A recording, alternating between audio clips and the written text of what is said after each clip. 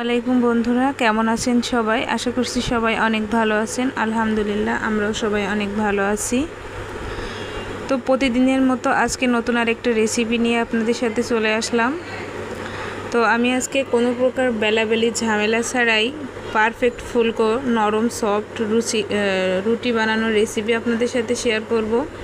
অনেকেই ভাবতে পারেন যে আপু এই রেসিপিটা আগেও তো একদিন দিয়েছেন আবার।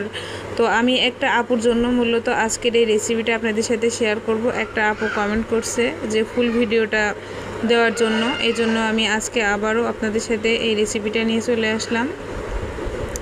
তো চলেন রেসিপিটা দেখে আসি। তো আমি একটা বাটিতে পরিমাণ মতন আটা নিয়েছি, আর এখানে একটু স্বাদ মতো লবণ দিয়ে দিলাম। লবণ দিয়ে একদম নর্মাল রেগুলার খাবার পানি দিয়ে আমি ডোটা মেখে নিলাম। এই তো আমার ডোটা মাখা হয়ে গিয়েছে, আপনারা দেখেই বুঝতে পারছেন ডোটা বেটারের ঘনত্বটা কেমন রাখতে হবে।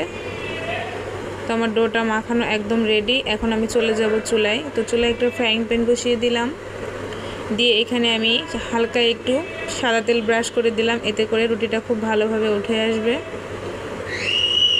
তো একটা গোল চামচ দিয়ে কিছুটা পরিমাণ আটার গোলা দিয়ে দিলাম, দিয়ে একটু রুটি শেপে ঘুরিয়ে নিচ্ছি।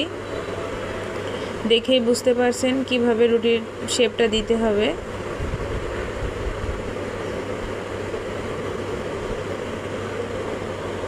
তো আমার রুটিটা এক পাশে সেকা হয়ে গিয়েছে, এখন আমি অপর সাইডে উল্টে দিচ্ছি।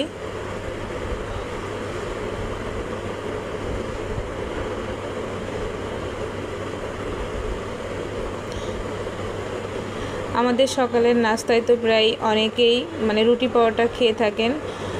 তো প্রতিদিন রুটি বেলাও কিন্তু একটা ঝামেলা লাগে। তো আপনারাও চাইলে এইভাবে শর্টকাট টাইমের ভিতরে এই রুটিটা বেলে নিতে পারেন।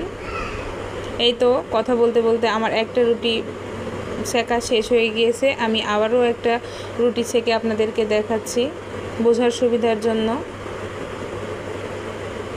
তো একই সেম প্রসেসে আবার রুটিটা আমি করে নিলাম ফ্রাইং প্যানে।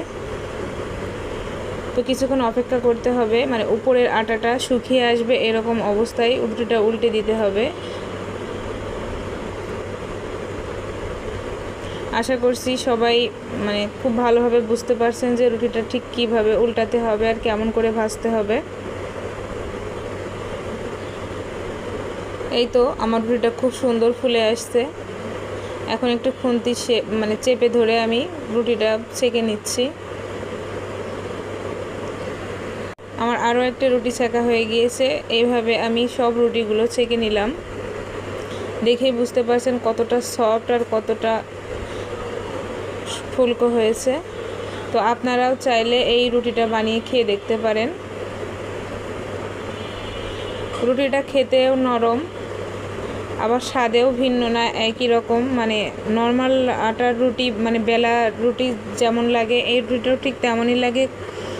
কিন্তু একটা কথা আপনাদেরকে বলবো, এই রুটিটা ওই রুটির তুলনামূলকভাবে একটু মোটা হয়। তো ভিডিওটা সম্পূর্ণ দেখার জন্য অনুরোধ রইল, অবশ্যই ভিডিওটা সম্পূর্ণ দেখবেন। আর ভিডিওটা আপনাদের কাছে কেমন লাগলো অবশ্যই কমেন্ট করে জানাবেন। ধন্যবাদ সবাইকে। আসসালাম।